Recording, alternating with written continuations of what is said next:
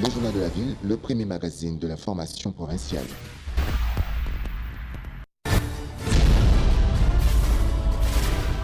Tout de suite, le journal.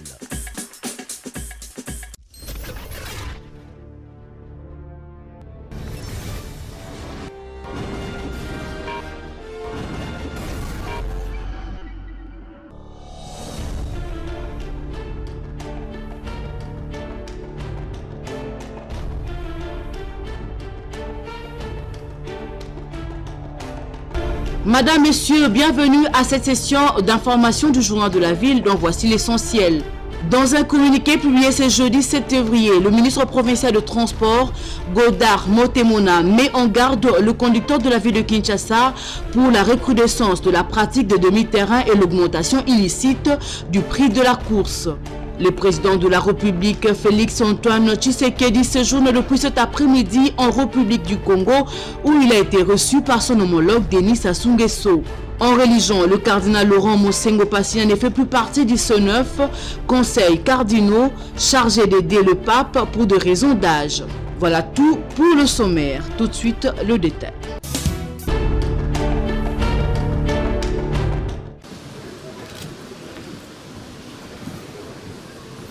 Au cours de cette première séance plénière, après celle de l'ouverture de la session extraordinaire et de l'installation du bureau provisoire de l'Assemblée nationale, il a été question de l'adoption du calendrier de travaux par les élus, mais aussi d'étudier la démarche à entreprendre pour vérifier et valider le mandat de ces derniers. Durant 5 jours, les députés nationaux seront répartis en commissions par province pour vérification des dossiers de leurs pairs avant le verdict final qui sera donné par la Cour constitutionnelle. Autre sujet qui attire l'attention de l'opinion, c'est la problématique de la formation du prochain gouvernement qui sera soit de coalition ou de cohabitation. À cette question, d'aucuns estiment que ce qui est prioritaire, c'est le social du peuple congolais. Ce qui est important aujourd'hui, c'est le social de la population. Moi, c'est le social. Peu importe les termes qu'on peut utiliser, mais ce qui est important, c'est le social. C'est la sécurité, c'est la paix, c'est la santé, c'est l'éducation. Il faut pour ça des hommes qui ont un parcours, des hommes qui ont l'expertise nécessaire pour, n'est-ce pas, faire cet état de choses. Ces hommes, on peut les trouver dans l'opposition, tout comme dans la majorité.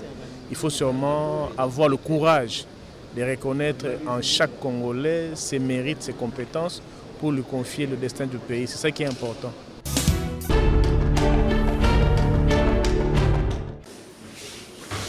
L'Assemblée provinciale de Kinshasa a procédé ce jeudi 7 février 2019 à la validation des pouvoirs de 44 députés élus de la ville de Kinshasa au cours de la séance plénière conduite par le président du bureau provisoire de la dite institution, Sapou Kalimasi Gérard. Bien avant et comme il est de coutume, les premiers secrétaires de l'APK, l'honorable Junior Nembalemba faisant office de rapporteur, a lu le procès verbal de la plénière du 31 janvier dernier, qui avait institué la commission spéciale chargée de la vérification des pouvoirs des députés. Le président de la commission cité si haut a fait l'économie générale du travail. Ce rapport fait état de 17 dossiers en ordre et 27 autres dont les pièces manquantes ont été complétées. Parmi les pièces manquantes, l'on pouvait noter les diplômes non certifiés, le manque des lettres d'investiture du parti, le manque des logos des partis ou regroupements politiques de candidats.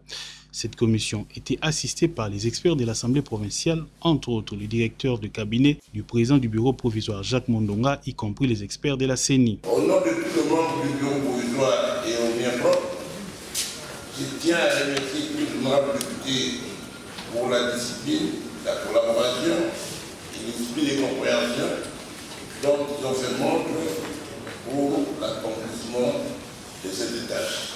Nous espérons qu'il en sera de même pour les autres étapes à franchir.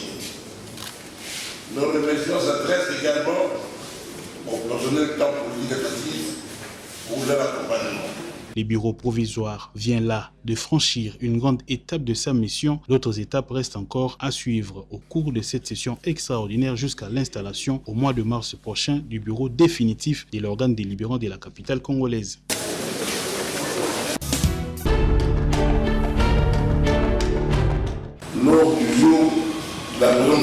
À l'issue de la dite plénière, quelques députés provinciaux ont réagi en ces termes. Juste après avoir installé le bureau provisoire, la séance qui suit, c'est la validation des pouvoirs des députés élus de la ville de Kinshasa. Venons de le faire, la commission a très bien travaillé. Elle a vérifié chacun des dossiers de chaque député.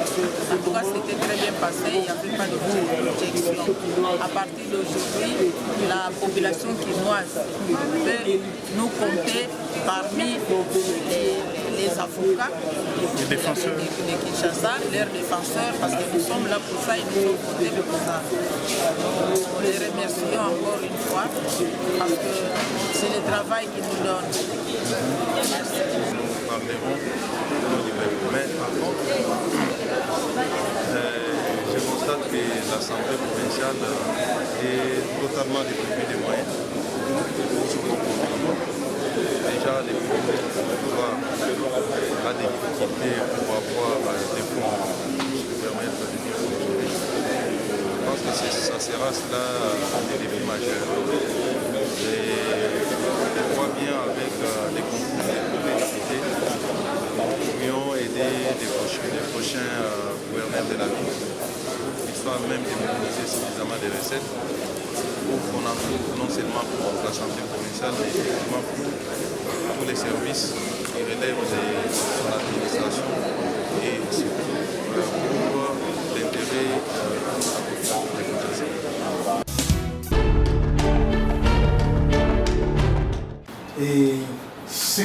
Le ministre provincial de la communication Dominique Weloli Kandanzale a au cours d'un point de presse tenu au siège du gouvernement provincial le mercredi 6 février présenté de manière détaillée les différentes réalisations du gouverneur sortant André Kimbuta Yango pendant ses 12 ans de fonction. Sur le plan des infrastructures, il faudra retenir ceci. La construction du bâtiment qui abrite l'hôtel du gouvernement provincial de Kinshasa, qui abrite le gouvernement provincial de Kinshasa. Il y a également la construction du nouveau bâtiment moderne de l'hôtel de ville de Kinshasa. Nous pouvons citer également la création pratiquement de la deuxième entrée de Ndjili, ce qu'on appelle aujourd'hui le boulevard Kimbuta. La nouvelle maison communale de Ngaba, sur l'avenue Kisangani numéro 7. La construction des stations de transfert dans les communes de la ville de Kinshasa. La construction des centres de tri et de bassins de lagunage pour excréta. Dans le domaine sanitaire, plusieurs dotations ont été citées. Des ambulances et corbillards en Ngiringiri, Bumbu, à Biopharma plutôt, et à l'hôpital général de Kintambo. Il faut également signaler la remise de lits et matelas au centre de santé de Kitokimosi et au centre mère-enfant de Bumbu.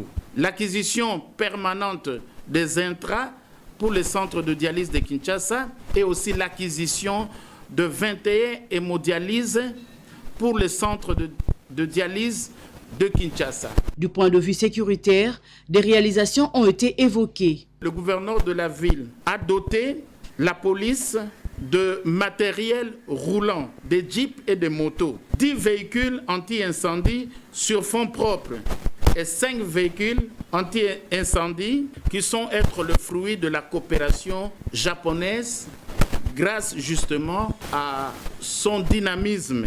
Dans le domaine de l'assainissement et environnement, le gouvernement provincial a reconnu ses failles suite au manque de 40% de la rétrocession due à la province. Concernant la mobilité des Quinois, la ville a acquis plusieurs bus qui a favorisé la création de près de 1000 emplois. 10 véhicules anti-incendie.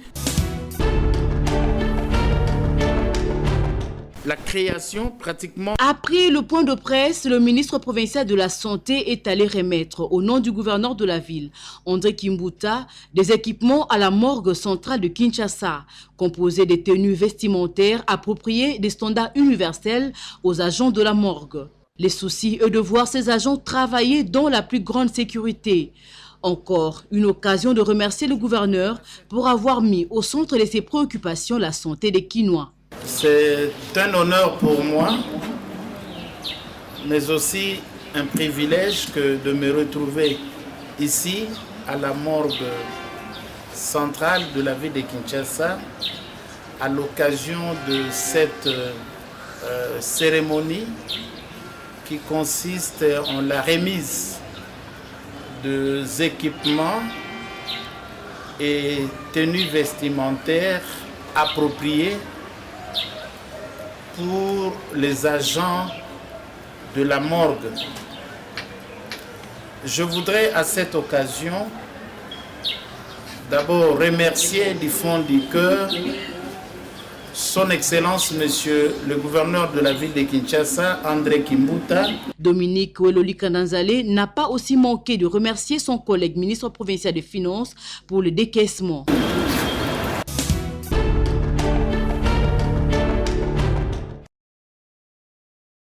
Le prochain sommet de l'Union africaine s'ouvre ce week-end à Addis Abeba, capitale de l'Éthiopie. En marge de ce sommet, le président de la République démocratique du Congo, Félix Antoine Tshisekedi, va tenir son premier discours devant les chefs d'État africains après son investiture à la tête du pays. Une occasion qui sera offerte aux chefs de l'État congolais de rencontrer certains chefs d'État africains.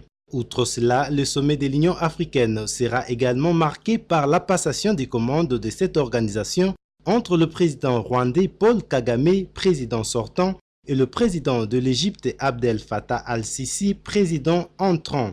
En attendant, le président de la République est arrivé ce jeudi à Brazzaville, une dizaine de jours après son investiture. Au cours de son séjour, le président de la République aura des entretiens avec son homologue congolais. Il s'agit ici de renforcer la coopération et dynamiser les liens sécuritaires, d'amitié et de fraternité qui existent entre les deux pays voisins les plus proches au monde. Brazzaville est la troisième étape d'une tournée que le président Tshisekedi a entamée le mardi 5 février dernier par l'Angola et le Kenya.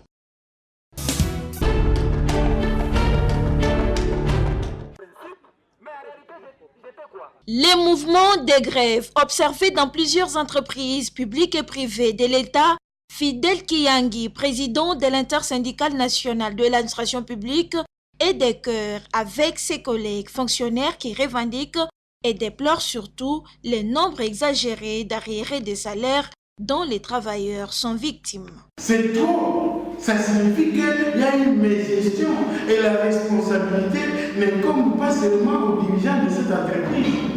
La responsabilité incombe à l'Assemblée nationale qui a pour mission de contrôler le gouvernement. La responsabilité incombe à l'inspection générale des finances qui a pour mission de contrôler les finances des entreprises de l'État. Pourquoi ces agents aujourd'hui se retrouvent dans la rue parce que 50 mois impayés, 20 mois impayés? Où est-ce que vous étiez? Cependant, le président de l'INAP demande aux agents qui protestent de le faire dans les normes. Nous leur demandons de continuer à revendiquer les droits, mais dans le respect des procédures. La réaction que vous voyez des agents là, c'est parce qu'on a à la tête maintenant un président de la République qui était camarade combattant. Nous disons, ok, vous nous avez beaucoup brimé hier parce que nous n'avions pas droit à la parole. Mais maintenant qu'un de nous est devenu président de la République, nous sommes là.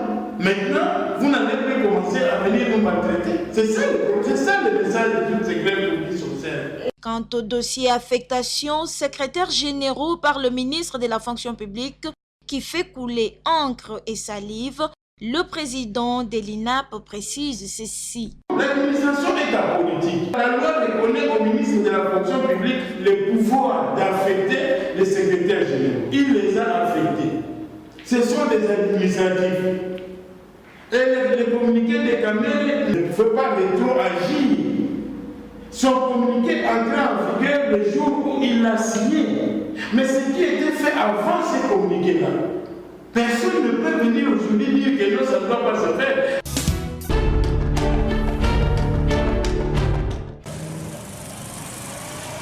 L'avenue Force publique dans la commune de Kasavubu se trouve dans un état de délabrement très avancé, précisément à son croisement de l'avenue Assosa et Chaba.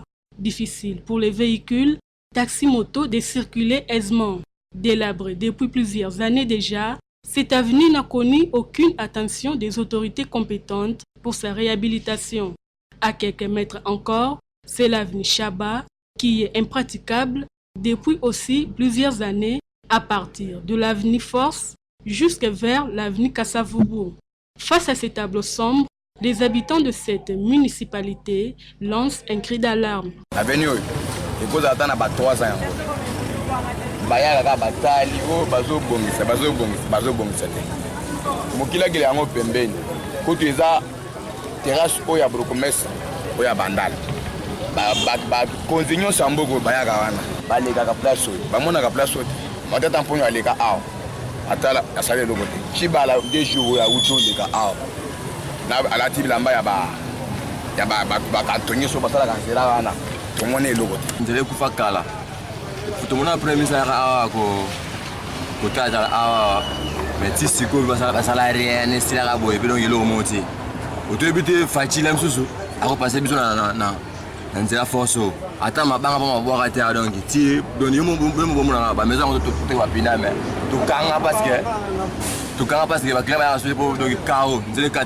La commune de Kasavubu, portant le nom du premier président de la République démocratique du Congo, Joseph Kasavubu, mérite une attention particulière des autorités, car redorer son image par des bonnes routes serait comme lui rendre un vibrant hommage.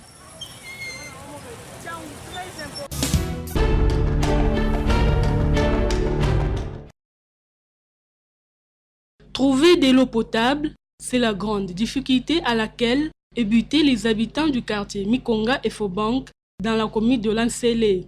Pour effectuer des travaux ménagers, la population de ces coins de la ville est obligée de se ressourcer à une rivière de la place afin de faire la lessive, la vaisselle et s'approvisionner en eau qui n'a pas peut-être une bonne qualité. Les habitants de l'Efobank souhaitent voir l'eau jaillir de nouveau de leur robinet.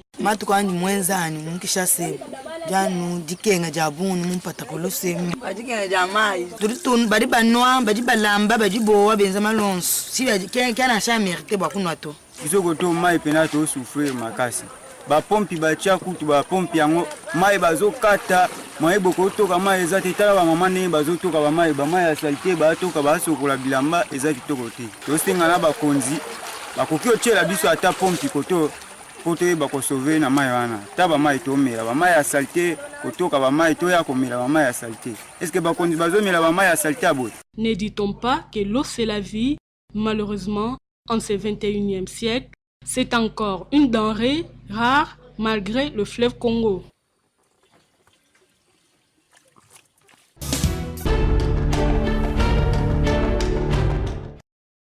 Le ministère provincial du Transport, Jeunesse, Sport et Loisirs rappelle aux opérateurs économiques du secteur des transports leur obligation des paiements des taxes et redevances au premier trimestre de chaque année. Il s'agit des actes ci-après, l'autorisation de transport des passagers et des biens, le contrôle technique, les agréments de fonctionnement des auto-écoles et garages, la taxe des stationnements, etc.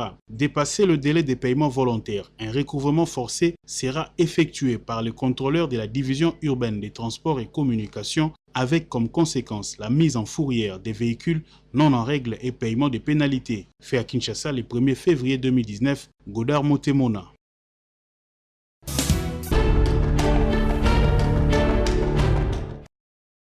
Le ministère provincial de Transport, Jeunesse, Sports et Loisirs constate avec regret la recrudescence de la pratique des sectionnements d'itinéraires communément appelés demi-terrains ou celle d'augmentation illicite du prix de la course appelée solo la bien. Les tarifs sont carrément doublés au grand désarroi des passagers. À ce sujet, il rappelle aux propriétaires et conducteurs des véhicules le respect strict des tarifs fixés par l'autorité urbaine. Les exploitants des transports en commun qui s'entêteront dans les pratiques si dénoncées subiront la rigueur de la loi et verront leurs véhicules mis en fourrière. Fait à Kinshasa, Godard Motemona Guibolume.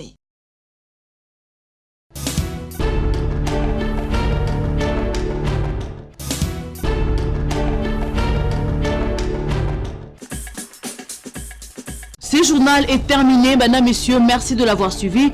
Les prochains rendez-vous est fixé pour ce vendredi 8 février. D'ici là, portez-vous bien.